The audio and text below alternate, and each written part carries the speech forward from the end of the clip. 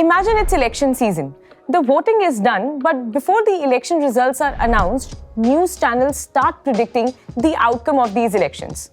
Some predict landslide victory and others predict a close contest.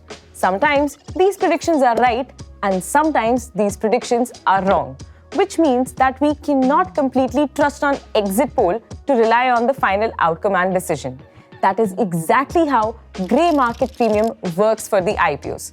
Just like exit poll, they try to predict the election outcome before the official results are announced. Similarly, grey market premium tries to predict the listing gain that you can make before the stock hits the market. But just like exit poll, you cannot completely trust on grey market premiums. I know you still have questions like, then how does grey market premium work? Who controls it? How are the prices determined? So let's break it down point by point. So the very first question is, what is grey market premium? For those of you who do not know, before the IPO stock is listed on the exchange, there is an unofficial market where the buying and selling of share happens. And this market is called grey market. The price at which the trade of shares happen, that is called as grey market premium. For example, the shares issue price is rupees 100 and GMP is 50. This means that people are willing to pay 150 rupees as they are expecting that the stock will list at the premium. Mind you, this is only expectation and not guarantee. Okay, so the next point is, when does the grey market starts? So it ideally starts the day when the price band of the stock is announced, generally 10-15 days before the IPO subscription happens. In case of Tata Technologies, as soon as the price band was announced, their GMP shot up because of the Tata's brand value attached to it. Okay, so who decides this GMP? Unlike stock exchange, where the transparent order book decides the price, in case of grey market, these are unofficial and unregulated. So that is why the demand and supply forces actually decide the grey market premium, and they're often controlled by big investors and brokers. If the IPO is getting a huge demand, JMP might rise. But if the market sentiment turns weak, then JMP can crash overnight. It's like asking someone, what are the odds of India winning against Pakistan in a cricket match? Well, there is no right place that can verify the right rate.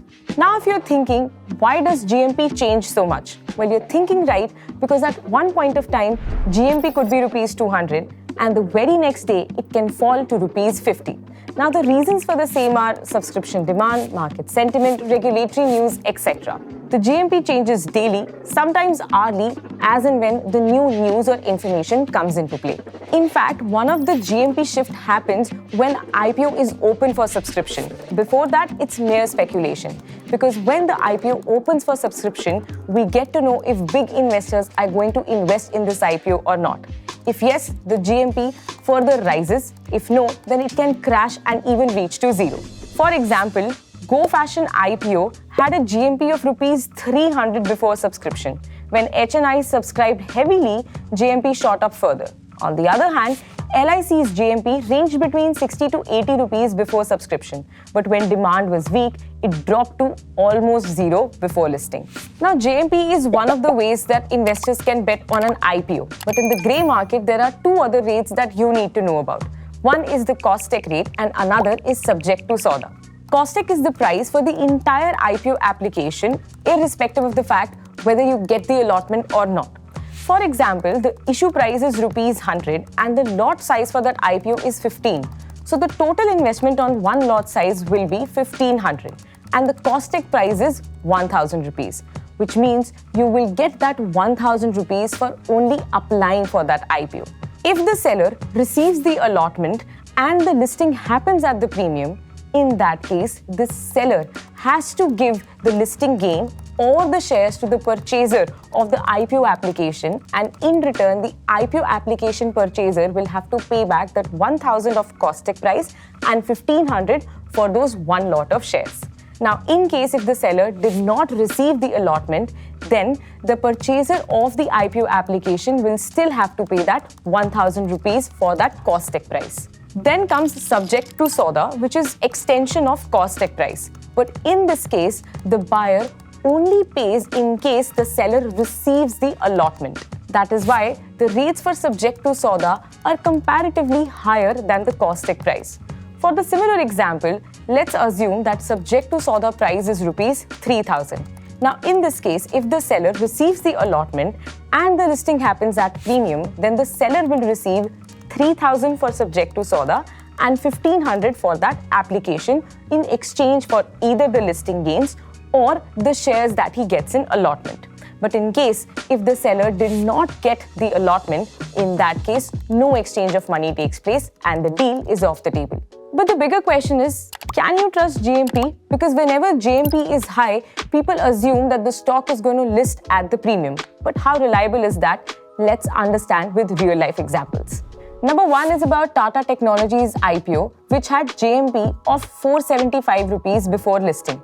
The stock actually opened strong, proving grey markets predictions right. The next is Nykaa IPO, which also had GMP of around 775 rupees and the stock saw huge listing gains. Looks great, right? But here's when the things get tricky. In case of Car Trade IPO, the issue price was 1618, last GMP was 140. So as per this GMP, listing should have happened on 1758. Rather, the stock opened at a discount of 1599. Talking about the next example of Hyundai Motors, the issue price was 1960, last GMP was 62. So the listing price ideally should have taken place at 2022, but it actually happened at 1934, which means in both these cases, GMP was indicating a higher opening at premium, but in both these cases, the stock listed at discount. And in case of Swiggy, the issue price was 390, last GMP was 0. So listing price ideally should be 390 only, but the actual listing happened at a premium of 420. So I think it is safe to say that GMP is not the guarantee of listing gains. It simply is an indicator that tells you about the market sentiments. On the other hand, it is not regulated. Therefore, tomorrow you cannot go to SEBI in case there is default in your agreement because of payment. Also, there is lack of transparency because whatever rate the dealer quotes, even though it is being decided by demand and supply, has to be accepted. The key takeaways that you need to note are: number one, do not entirely rely on GMP. Only look at GMP numbers to get the sense of demand and supply for that IPO. Number two, do not sell your applications in grey market, understand the risks first. And number three, when you are investing in an IPO, it should be based on company's fundamentals. So the next time when someone tells you the GMP for a particular IPO is rupees 300, a nice time to apply, you need to take a deep breath, do your research and decide wisely. I hope you like this video. See you in the next one. Till then, happy investing.